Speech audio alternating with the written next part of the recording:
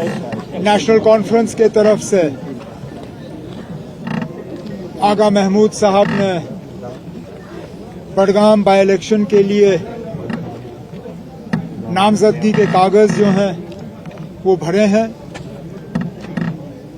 पूरी तंजीम आगा महमूद साहब के साथ खड़ी है। आज से ही हम अपना पैगाम और अपने वोटर का अपील जो है बडगाम के लोगों के सामने रखेंगे और उम्मीद करेंगे कि